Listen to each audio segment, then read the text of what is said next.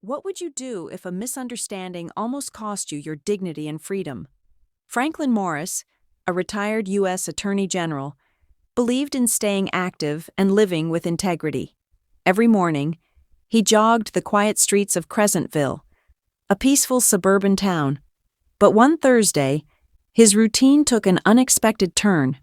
As he passed a narrow alley, he heard a cry for help. He saw two young men attacking an elderly woman, trying to steal her purse and bracelet. Without hesitation, Franklin intervened, scaring off the attackers. The woman, shaken but grateful, thanked him.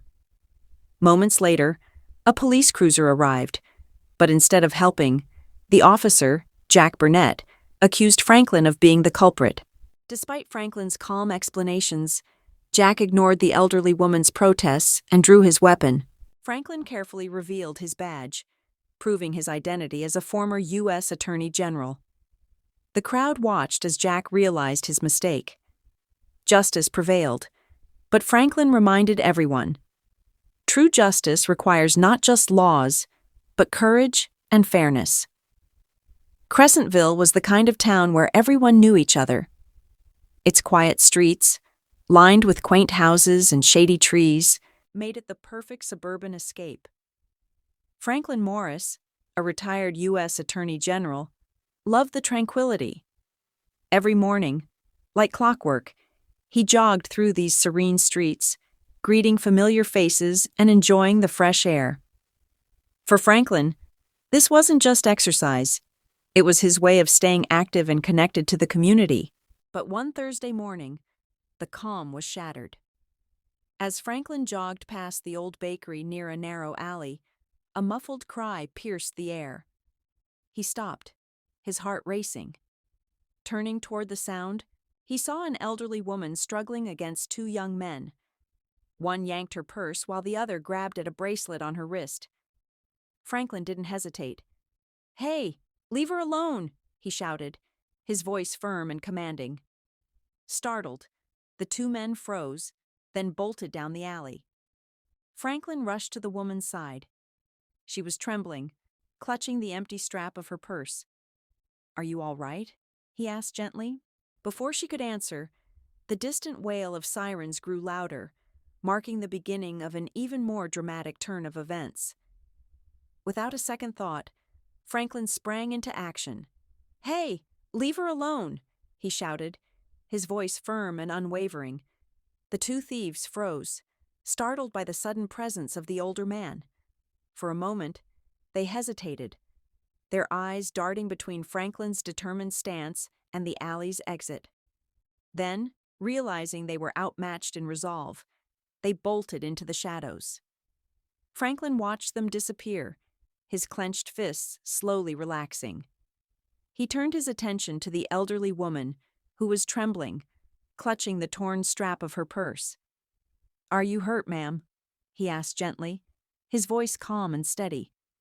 She shook her head, her teary eyes meeting his. They took everything," she stammered.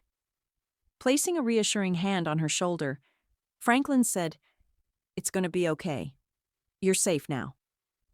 His composed demeanor and comforting words seemed to ease her fear as the faint sound of approaching sirens signaled that help was on the way. The sound of sirens grew louder until a police cruiser screeched to a halt nearby. Out stepped Officer Jack Bernett, his hand already resting on his holster. His sharp gaze scanned the scene, quickly locking on Franklin, who stood beside the distressed woman. "Step away from her!" Jack barked, his voice cutting through the air like a whip. Franklin frowned, surprised by the officer's tone. "Officer, I was helping her," he said calmly, raising his hand slightly to show he meant no harm. "I said, step away," Jack interrupted, moving closer, his stance tense. The elderly woman tried to intervene, her voice trembling. "No, officer, you don't understand. He saved me." But Jack ignored her, his focus locked on Franklin. "Hands where I can see them," Jack ordered, his voice dripping with suspicion. Franklin kept his hands raised, his tone steady. "Officer, listen to me. Those men ran off when I intervened. I'm not the one you're looking for." Jack's expression hardened. "What were you doing here, old man? Trying to make a quick getaway?" A small crowd had started to gather, their murmurs growing louder. Some pulled out their phones, recording the escalating scene. "Officer, let him talk!" a young man shouted from the crowd. But Jack didn't seem to hear. Franklin, ever composed, took a deep breath. "Officer," he said firmly, "you're making a mistake." But Jack's hand inched closer to his holster, the tension thick in the air. The onlookers held their breath, sensing that this misunderstanding was about to spiral out of control. Franklin stood perfectly still, his hands raised, his voice calm and steady. "Officer, I understand your caution, but you're making a mistake," he said. Jack's eyes narrowed, his hand hovering near his holster. The murmurs from the crowd grew louder, tension thick in the air. Slowly, Franklin spoke again. "I'm reaching into my pocket to show you something," he said, his movements deliberate. "Don't try anything," Jack snapped, his grip tightening on his weapon. Franklin carefully pulled out his badge and held it up for everyone to see. The sunlight caught the golden emblem, glinting as he said firmly, "Take a good look. My name is Franklin Morris, former U.S. Attorney General." The crowd fell silent, their eyes darting between Franklin and the officer. Jack's expression shifted from suspicion to shock as he read the badge. His grip on his gun faltered, and his face turned pale. "Sir, I didn't know," Jack stammered, lowering his weapon. "You didn't know because you didn't ask," Franklin replied, his tone calm but pointed. Jack's embarrassment was clear as the weight of his misjudgment sank in, and the crowd began murmuring in disbelief. As the tension hung in the air, additional police cruisers pulled up, their flashing lights cutting through the crowd. Out stepped Sergeant Peters, Jack's superior, his sharp eyes scanning the scene. "What's going on here?" Peters demanded, his tone firm. Franklin handed over his badge and calmly recounted the events, the robbery, his intervention, and the misunderstanding that followed. The elderly woman chimed in, her voice steady now. "He saved me. Those boys ran off because of him." Peters turned to Jack, his expression grim. "Is this true, Bernett?" Jack nodded, unable to meet his superior's gaze. "Yes, sir." Within moments, Peters ordered Jack's badge and gun confiscated. "You're on administrative leave pending an investigation," he said, his tone leaving no room for argument.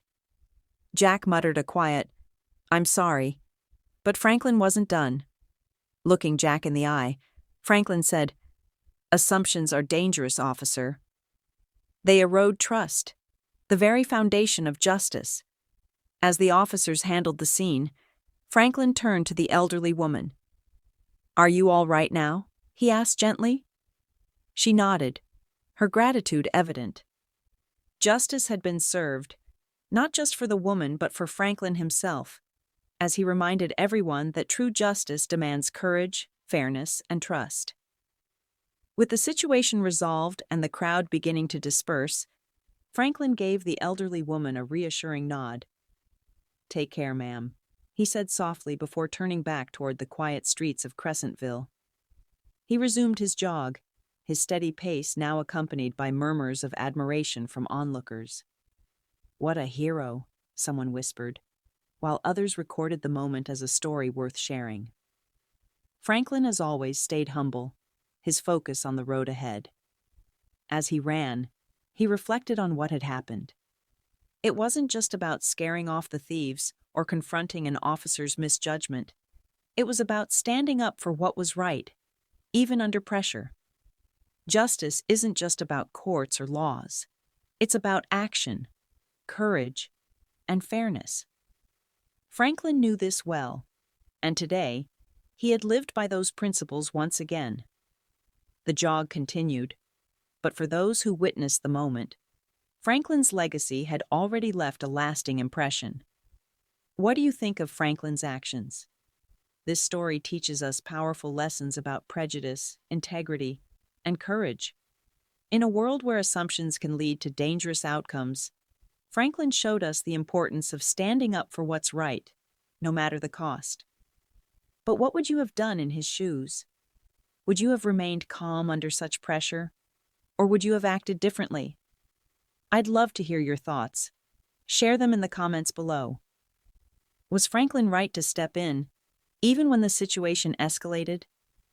If you enjoyed this story and want to hear more inspiring tales, make sure to like, share, and subscribe to the channel.